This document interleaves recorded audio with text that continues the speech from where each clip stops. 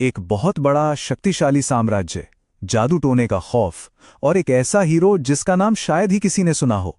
आज हम बात करने वाले हैं एक ऐसी भूली बिसरी लड़ाई की जहां एक छोटी सी सेना ने पता है क्या किया, दुनिया की सबसे ताकतवर फौज को धूल चटा दी। तो चलिए सीधे चलते हैं साल 1669 में। कल्पना कीजिए, असम के घने जंगल, मुगल सेना की एक बहुत बड़ी टुकड़ी आगे बढ़ रही है। लेकिन उनके चेहरों पर जीत का जोश नहीं है, बल्कि एक अजीब सा डर, एक अनजाना खौफ बैठा हुआ है। अब सवाल यह है कि क्या सच में काला जादू एक पूरे साम्राज्य को हरा सकता है? सुनने में बड़ा अजीब लगता है ना, पर यही सवाल उस वक्त की सबसे ताकतवर, सबसे बड़ी मुगल सेना के दिमाग में घूम रहा था। वो भी तब जब वो असम के उन्हीं घने जंगलों से गुजर रहे थे। जरा इस सेना की ताकत का अंदाजा तो लगाइए। 80,000 से ज्यादा सैनिक। राजा राम सिंह इसे लीड कर रहे थे और इसे भेजा था खुद सम्राट औरंगजेब ने। मतलब एक ऐसी फौज जिसे कोई हरा ही नहीं सकता था, जिसे अजय माना जाता था। लेकिन वही फौज रात के अंधेरे में खौफ से कांप रही थी। मुगल कैंप में ना सिर्फ कानाफूसी नहीं हो रही थी, बल्कि डर फैल रहा था। अफवाहें ऐसी ऐसी थीं कि दुश्मन कोई इंसान ही नहीं, वो तो राक्षस हैं जो खतरनाक काला जादू करते हैं। और ये बातें इतनी तेजी से फैलीं कि बड़े बड़े जंग देखे हुए सैनिक भी घबराने लगे थे। देखिए, अहोम सेना की स्ट्रैटेजी सिर्फ तलवार चलाने की नहीं थी, वो दिमाग से लड़ रहे थे। उनका पहला मकसद दुश्मन को हराना नहीं, बल्कि उनके हौसले को तोड़ना था। वो रात के अंधेरे में ऐसे हमले करते कि डरे हुए मुगल सैनिक लड़ने के बजाय भागकर नदी में कूद जाते, और कई तो बिना लड़े ही डूब जाते। ये सिर्फ एक जंग नहीं थी, ये एक माइंड गेम था। तो हुआ ये कि मुगल कमांडर ने एक चिट्ठी भेजी, कहा कि ये रात में छिपकर हमला करना कायरता है। अब अहोम की तरफ से जो जवाब आया ना, वो उनके कॉन्फिडेंस को दिखाता है। सिर्फ 3 शब्द, शेर रात में लड़ते हैं।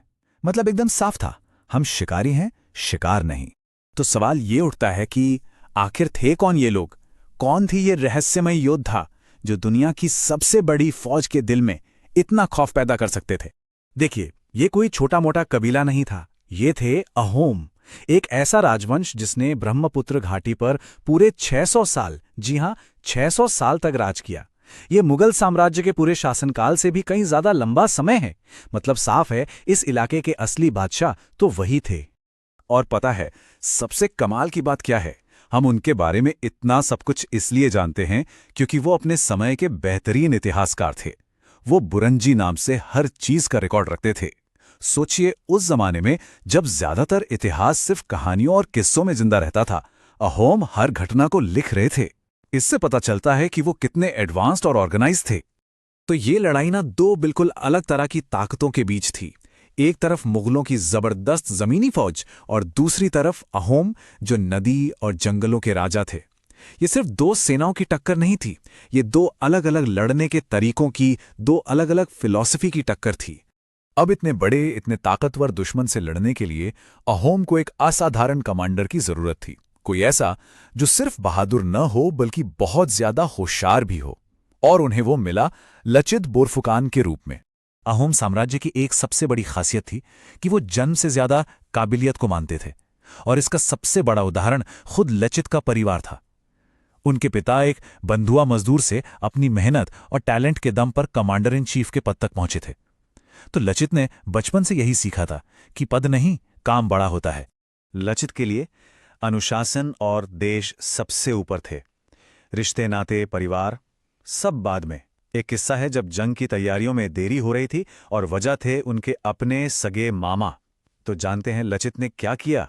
उन्होंने अपने मामा का सिर कलम कर दिया, और उस वक्त उन्होंने कहा, मेरे मामा मेरे देश से बढ़कर नहीं हैं। ये दिखाता है कि वो अपने काम और अपने देश के लिए कितने ज्यादा समर्पित थे। अब लचित एक बात अच्छी तरह जानते थे कि आमने सामने की लड़ाई का मतलब है सीधी सीधी खुदकुशी। वो टिक ही नहीं सकते थे। इसलिए उन्होंने एक ऐसा शानदार प्लान बनाया जो मुगलों की सबसे बड़ी ताकत, यानी उनकी विशाल सेना, को ही उनकी सबसे बड़ी कमजोरी बना दे। तो प्लान कुछ ऐसा था। स्टेप 1, राजधानी तक आने वाले सारे जमीनी रास्ते बंद कर दो, मिट्टी की दीवारें बनाकर। स्टेप 2, लगातार छोटे छोटे गुरिल्ला हमले करके मुगल सेना को परेशान करो, थका दो। स्टेप 3, जब वो जमीन पर लड़ते लड़ते तंग आ जाएं तो उन्हें मजबूर करो कि वो नदी का रास्ता चुने। और फाइनल स्टेप, उन्हें नदी के सबसे संकरे हिस्से में फंसाओ और वहीं खत्म कर दो। ये सिर्फ डिफेंस नहीं था, ये एक बहुत बड़ा जाल था। और इस जाल को बिछाने के लिए एकदम परफेक्ट जगह चुनी गई, सराय घाट। अब यहां खास बात यह थी कि विशाल ब्रह्मपुत्र नदी इस जगह पर सिकुड़कर सिर्फ 1 किलोमीटर चौड़ी रह जाती है। इसका मतलब ये कि मुगलों की हजारों नावें एक साथ हमला कर ही नहीं सकती थीं। उन्हें एक पतली सी लाइन में आना पड़ता और बस उनकी संख्या की जो ताकत थी वो वहीं बेकार हो जाती। ये मिलिट्री ज्योग्राफी का एक मास्टर स्ट्रोक था। तो अब जाल बिछ चुका था। मुगल सेना ठीक उसी जगह पहुंच चुकी थी जहां अहोम उन्हें लाना चाहते थे। तारीख थी मार्च 1671 और ब्रह्मपुत्र नदी पर वो फाइनल लड़ाई अब शुरू होने ही वाली थी। लेकिन जैसे ही लड़ाई शुरू हुई, सब कुछ गलत होने लगा। अहोम सेना का हौसला टूटने लगा, सैनिक पीछे हटने लगे और सबसे बुरी बात जानते हैं क्या थी? उनका कमांडर लचित मैदान पर था ही नहीं। वो एक किले में बहुत बहुत ज्यादा बीमार पड़ा था। ऐसा लगने लगा कि इतना बढ़िया प्लान बनाने के बाद भी आज मुगलों की विशाल सेना जीत ही जाएगी। और जैसे ही लचित को यह खबर मिली कि उनकी सेना भाग रही है, वो अपनी बीमारी, अपना दर्द सब भूल गया।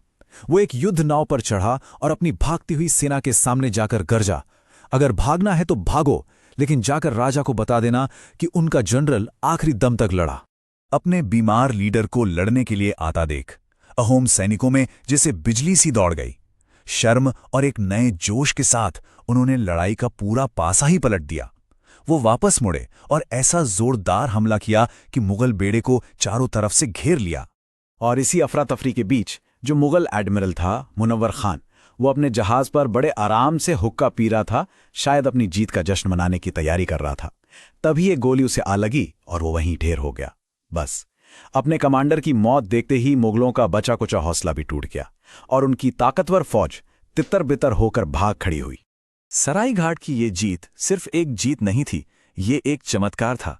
एक छोटी सी सेना ने दुनिया के सबसे बड़े साम्राज्य को हरा दिया था। पर इस अविश्वसनीय कहानी की विरासत क्या है? आज हम इसे कैसे याद करते हैं?